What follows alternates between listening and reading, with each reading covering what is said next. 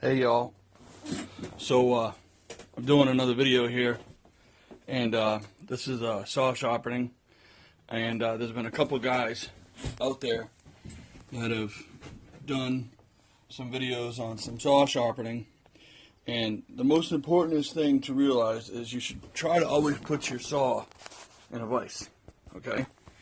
And that's the most important thing. You can do it on your leg, you can do it on the tailgate, which is fine if you're out in the field, but put it on your vise, you know. Now this is a 261.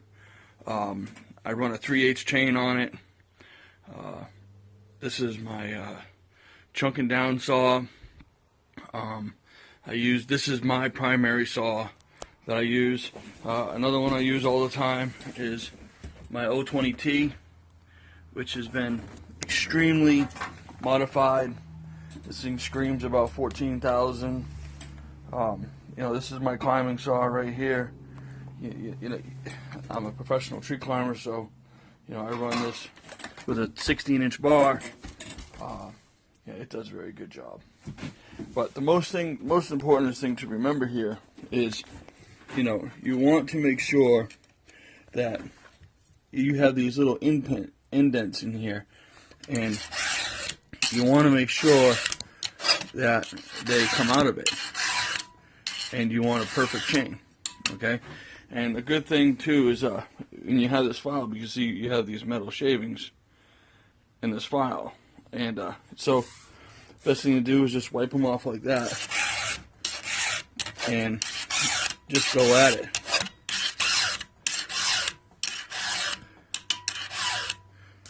Again, wipe off your shavings, okay?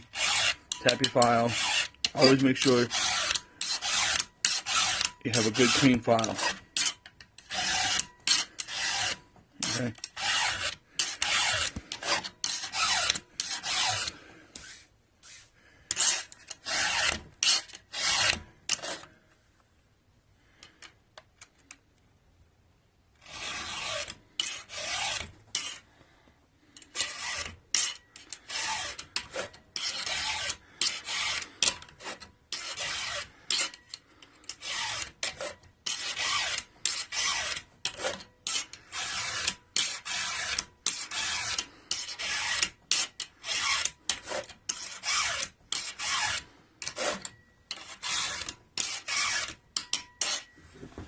Okay, so I've already done this side of it, and I just did this side of it. So now, what I do is I take my flat file, okay, and see, these are shiny. So, once they're shiny, it's a good rule of thumb to always hit them.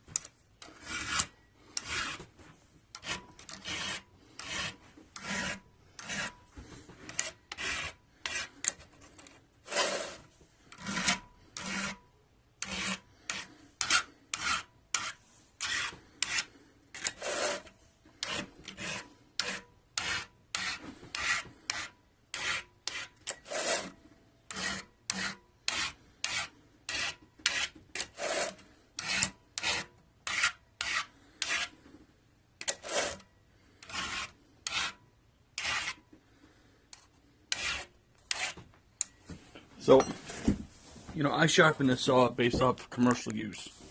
And, you know, you always want to make sure that your chain is properly positioned. You want it to move nice and freely, like this. And, you know, you want that gullet. You know, Buck and Billy Ray talks about the gullet. And that is so important, because if you don't have that gullet in it, you know, it's not going to cut. You could have a $200 chain, and it's just going to give you a bunch of dust. So the best thing to do is use good files. You know, don't use Walmart files out there. They're just junk. Use a good Swedish file. You know, I like steel files myself. You know, I don't really care for Oregon files. If I have no choice, I'll use an Oregon file. But you want to use quality file, use a quality bar. And most important, if you're doing commercial use, always get a replaceable tip. The bar will outlast the tip. Now, you usually get 2 tips to 1 bar. or proper maintenance to a bar too is so important. I just can't begin to tell you. So, good luck on your saw journey.